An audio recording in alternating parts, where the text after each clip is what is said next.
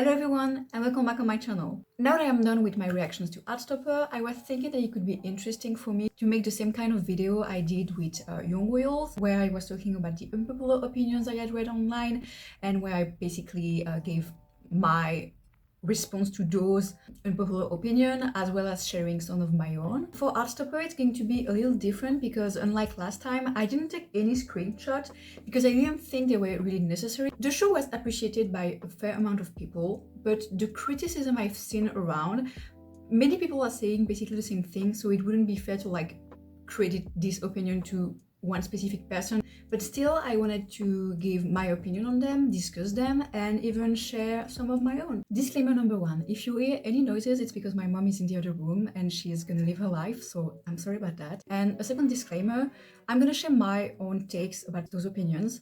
It doesn't mean necessarily that those opinions are wrong. Opinions are based on your own experience and what you think about things, but yeah, I'm gonna discuss them. So if you don't agree with me, it's totally fine. You can even debate with me in the comments if you want to like be more precise about what you think, or if you want to contradict what I think. I'm open to that as long as you stay civil and calm. Let's go. The first take I've seen kind of annoyed me a little bit. I wanted to talk about this because I feel like many people are angry for the wrong reasons, so let's go. On the whole, Elle technically outed Nick thing. Okay, let's be honest, yes, she did technically outed him to Tao. I'm not going to say she didn't because yes, she did, but I feel like some of the people who are really touched by this and like angry or hurt by this don't have a very wide look of the whole situation. It's never okay to out someone when they don't want to. Outing in general, it should always be done by the person who's concerned by the thing. But there have been situations in my life personally where people just casually outed me to other people because they knew those people were safe. I feel like outing is a very difficult topic to talk about, but it should be considered that in specific situations and in specific circumstances, it's not as bad. The thing with Elle that shocked me is that I would be fine if people were like, well, she shouldn't have done that, sucks that she did it, and like went along with their life. But some of the people I've seen online are genuinely shaken by the fact that she outed Nick to Tao, and I'm just a bit concerned because why is that so traumatizing for you? I don't want to use the word traumatized in a wrong way, but I felt like those people were really frantic, and I don't remember who tweeted that, but I've seen someone say something like, oh, just rewatch the scene where Elle outed Nick to Tao, wanna vomit or whatever. The person said that, and I don't know if it was just quickie internet talk where you emphasize the things you feel and like make them seem bigger than what it actually is. Maybe the person was just fine and was just making a joke. That's also a possibility. But I remember reading this tweet and being like, are you okay? Not in a mean way, just in a sincere, concerned way. Because like I said, I feel like the Elle outing Nick to Tao situation isn't as bad as if she had like outed him to Harry or literally anyone else. Because at this point in the story, Nick himself talked about his relationship with Charlie to Darcy, Tara, and Elle. And we know that Isaac knows. He said it himself. So Elle could have been like, okay, so he's comfortable to tell some of us. And with the Tao situation, maybe that's only my take and my opinion, but I feel like Nick, if Tao had been there around the table when that discussion happened, I feel like Nick would have told Tao as well. It was just like a result of circumstances that made that he wasn't there and that the subject was brought up by specifically him not being there, Nick talking about how this was a triple date and everything. But I feel like Nick would have been okay saying he was with Charlie, even with Tao around, and it's just, yeah, like I said, circumstances that made it so that he wasn't there when he said so. The point I'm trying to get across there is, yes, she did technically outed him, but she didn't purposely did it. She didn't go to Tao and was like, oh, you know what, Nick and Charlie are together, and yeah, it means that Nick is queer. It's not exactly what happened. Tao guessed, basically, and Elle didn't want to lie, which I understand as someone who's also really honest. Like, I don't know how to explain exactly, but I feel like lying about something like this would have made it seem like it was wrong, them being together. She just answered his question, and he already knew, and he's not stupid. Even if she had said like, no, they're not, this conversation could have gone with him saying, why are you lying to me? I mean, it's obvious that they are. And then she's in a bad position because yes, she did lie. And we know that Tao is someone who is really opinionated and has a difficult time seeing the gray area of things, and it's understandable from his perspective. But yeah, I feel like the people who were genuinely concerned and really felt bad by Elle outing Nick were maybe over-exaggerating a little bit, like just a tiny bit, because it's not that bad. It's not that bad. Just let me know if any of what I said made sense, if you agree or disagree with me. I wasn't trying to make fun of anyone. If you were genuinely concerned and shocked and triggered, I guess, by it, just please kindly explain me why. I just want to understand. The second opinion I feel very strongly about is some of the people calling Imogen a pick-me. We're entering the realm of internet using words interchangeably and not knowing exactly what the words mean, I guess, because being a pick-me is not at all reflected in the behavior that Imogen had in season 1. Yes, she mainly hangs out with a group of guys, and they have been friends for a long time, and then she was just crushing on Nick, and like there was banter and stuff, but she was never a pick-me. Like being a pick-me it's not that. Maybe they were calling her a pick-me because of the whole not homophobic, I'm an ally thing, which I didn't interpret that in that way, but I feel she's one of those allies who don't really know where their allyship should come from. You know what I mean? Like, I don't think she's prejudiced in any way, and I just think that, yeah, she realized afterwards that maybe her reactions and the way she was being so, like, insensitive isn't the word I want to use, but like the way she was coming onto Tara very strongly with the whole, well, are you and Nick together then because I'm not, blah, blah, blah, blah, blah. Maybe afterwards she realized that, yeah, she went at it the wrong way, and she just wanted to make clear that I'm not saying all of this because like I'm homophobic, I'm not lie, I swear, I'm just a girl with a crush trying to get some information there. That's how I interpreted the scene, and as you could see in my reactions, it annoyed me, obviously, because every time people are like, oh, I'm an ally, blah, blah, blah, blah, blah, it just makes me laugh. But Imogen deserves all the love and support in the world, and I really hope we'll get to see more of her character in season 2 because I'm really rooting for her and her friendship with Nick. The second thing I want to talk about is surrounding Joe as an actor and like his interpretation of Charlie. Before the show actually aired, I had seen a lot of people saying stuff like, it doesn't look like Charlie, it's not my Charlie, blah, blah, blah, blah, blah.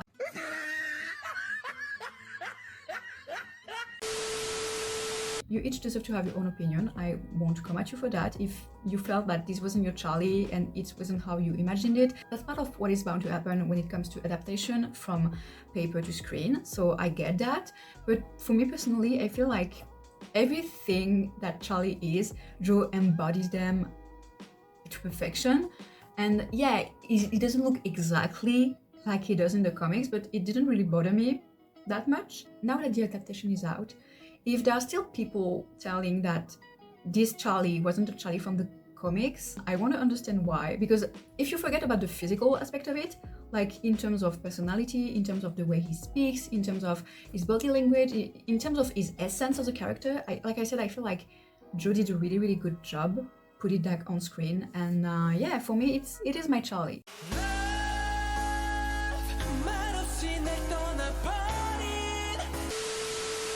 I also wanted to come back on the aspect of some people being disappointed that the person they casted was white and not Latino, which is something I understand. But I will also like to point out that technically speaking, yes, Charlie's skin is not white by any means, it's not pale, it's lightly brownish, I guess. But I think, if I remember correctly, and you could correct me if I'm wrong, but okay, his dad is Spanish, right?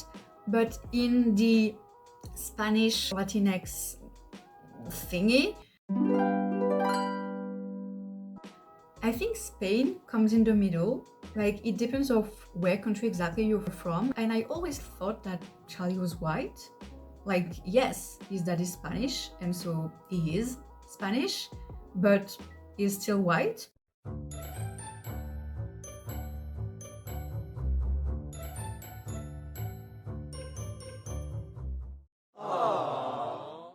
like not casting someone who's Latino isn't that bad. Yes, it would have been great if they found someone who fit the role perfectly and was also Latino, because that's more representation on screen, and we love that. But since it wasn't really intended in the comics, and there isn't any storylines linked to like how important his ethnicity is to him or whatever, I feel like it's not that impactful that the person they casted was white in the end. I don't know. I'm saying this as being white myself, so I can accept the fact that my opinion is coming from the fact that I'm privileged, so maybe I'm wrong. But also, Joe is Charlie in so many ways, so was a good casting for me. Nick should have dropped his friends sooner. Yes, in a perfect world, of course he should have dropped them sooner. But I feel like if he had done it, it wouldn't have been realistic, because it's really, really hard when you're in school, young, and part of a friend group who does those kind of stuff to like, first of all, realize that what you're doing is not okay, and then take responsibility and take actions to separate yourself from that group. And I feel like Nick not separating himself from this group sooner was also due to the fact that the story needed conflict. And if he had done everything right, if he had dropped, let's say, Harry after episode 3 or 4, then there wouldn't have been any conflict for the rest of the story, which then falls flat. So I don't know. I don't think this is something that is fair to like really criticize, because I feel like this was strongly motivated by the story needing to get across some points and actually go somewhere. And before episode 8, with Nick still not being okay and comfortable with people wondering about his sexuality and knowing and stuff, I can understand why he wouldn't really clearly detach himself from this group. But I feel like it should be acknowledged that he did call them out a lot of times, and I feel like that's a strong move. That's still something, you know. About Ben having a redemption arc, the easy way to answer this is no. We do not want a Ben redemption arc. Maybe that's only my take on this, but I feel like yes, redemption arcs can be done greatly and can be very interesting, but to have a redemption arc, it would mean that Ben would need to become more of a character than he was in season 1. And although I love Bash with all my heart and I would love to see him act more and be there more, I also don't care about Ben enough to like see him going through stuff. So what? You're going to show that after that talk with Charlie, he finally realized that yeah, his behavior wasn't okay and he should just shut up and stop? Just make him do that. Just show him maybe like separate himself from the group as well, or just not engaging in any bad behavior towards Charlie or Nick. Just show that and I would be fine. It doesn't deserve a redemption arc, quite frankly. We don't care about his redemption arc. If he just exists in the background and just stop being a little bitch, that would be enough. That's my opinion personally. I have also seen some people online say that they brush the Elle being trans thing, and again, this is going to come from a cis person, so I'm not the best to comment on that sort of stuff, but I don't feel they brushed it off. The critics I was seeing online was that if you like blinked, you miss it, and I don't agree with that. I feel like if you consciously watch the show, if you are attentive to the dialogue and some of the plot, essential parts of the plot being there are 2 schools, one school for girls and one school for boys. Even if we forget the fact that it was said in the text that Elle was trans, just her going from a private school for boys to a private school for girls, and her was also dealing with having trouble fitting in, and not only from being the new girl perspective, but also the socializing, because it's no secret that girls and boys socialize in very different ways. Those aspects were shown quite directly, and if you were just paying attention, I feel like you would know. And I like what they did with her character, because she has done through all of the who I am, what do I want, stuff like that. Like, she is Elle, she knows all of that, and her character journey is more about like, yeah, fitting in, finding friends. In episode 8, coming back to that place where she endured so much bullying and being proud of who she is and standing up for herself and not letting other people make her disappear, to quote one of my favorite teacher. So I don't feel they brushed it off. Yes, they could have said more, I guess, but you also have to understand that Elle was never the main characters. She's a side characters in Nick and Charlie's story. Essentially, the story of Elle is just the story of a girl who's there for her friends, who try to find her place into the world, like with new rules and stuff like that, like adapt. And afterwards, in season 2, it's going to be the story of a girl who's falling in love with her childhood best friend, which is really interesting. And of course the trans thing factors in it, but I feel like it not being the main subject is also important. I know that personally, in terms of Sapphic media, I'm getting tired of coming out storylines, and I feel like they're still extremely important, don't get me wrong, but personally that's not what I want to see. I just want to see people exist and falling in love, and that's it. Like that's all I want. I don't know, I think they did a good job with Elle this season, but I'm curious to know your opinion about this. The other thing I wanted to talk about is all the talk around Imogen being Sapphic in season 2. This is something I felt really strongly about before season 1 even dropped, because I really hoped that she would be queer as well, that she would be maybe bi, and that Nick and her could be some kind of like magical bisexual duo, and it could still happen in season 2, we never know. But I know that personally I wouldn't mind her love life, and by her love life it's obviously tangled with her identity and her sexual preferences and stuff like that. I would like if that wasn't her storyline for season 2. As an Ace viewer, I feel like friendship is also a really important thing. Of course, Heartstopper is a show about teens and about love and about crushes. I wouldn't be mad if Imogen gets a love interest in season 2, but I also feel like her value to the show shouldn't only be through that journey. And it's not like we're lacking Saphics, you know what I mean? Like, we have Tara and Darcy. If we didn't have them, it would be different. But since we have them, I don't know if that's that necessary to have Imogen's journey to be like her discovering that maybe she could be into girls as well or something like that. I don't know. They could explore her friendship with Nick. They could explore even like her friendship with other members of the Paris squad. They could do many stuff, and I hope they will not go the route of making her storyline being around her queer journey if she does has one. But that's my personal wish. And for the non-binary Darcy thing, many people were saying that it was a missed opportunity since Kizzy is non-binary and used they them in real life, that the show had missed the opportunity to represent a non-binary lesbian, which I can hear that. I can hear that criticism. I can agree with it. But I would also want to say this could happen in season 2. Oftentimes, when you start identifying as queer, it comes in waves. You realize, oh, I'm not straight, and then you're like, oh, I'm attracted to girls, so I'm gonna use this label, and then maybe months or years later you're gonna be like, well, am I even a girl? Darcy using she/her pronouns and not being non-binary explicitly in season 1 doesn't mean that it couldn't happen in season 2. And if it's something that Kizzy wanna do, and if the other people who are writing the show, Alice and the other writers, I don't know their names, I'm really sorry about that. If that's a route they want to take, I think it could be interesting and it could be cool. Yes, it would definitely be a great opportunity to do something like that. But please be patient. Not everything you wanted could happen in season 1, especially when it comes to the secondary characters. Now, my personal opinion that I wanted to share is that I love the adaptation a lot. You could see it through my reactions, you could see it through my reviews of the show and how I freaked out on Twitter and stuff, but one of the things I think is too bad is the way they handled the whole Tao and Nick and Charlie situation. Because even while reading the comics, it could be hard to empathize with Tao and see his perspective on things, but after a while you were like, okay, I understand, I see it perfectly, that's fine, okay.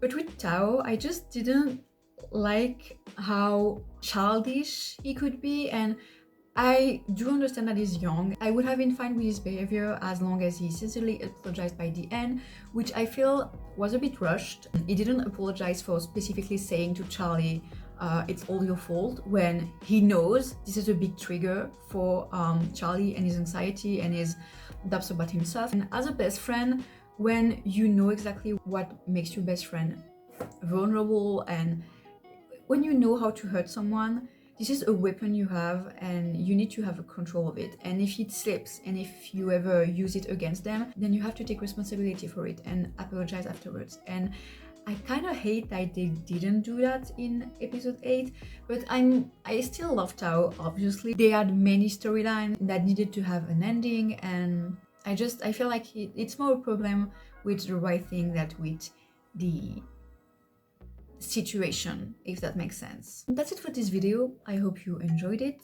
I'm really curious to know your opinion about my opinion, my takes on things. I hope I didn't offend anyone. If I did, I apologize sincerely. It really wasn't my intention at all. I think I'm going to upload one more video about Heartstopper. I'm thinking of doing something like I did for Young Royals, when I was sharing my theories about where season 2 could go, basing on the comics and the storylines they could even like create themselves with the new characters. If you're into that, you can follow my channel to be aware of whenever I'm going to post it.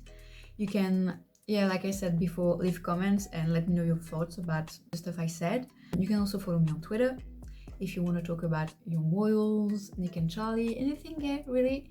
And I hope you will enjoy your summer. See you next time. Bye!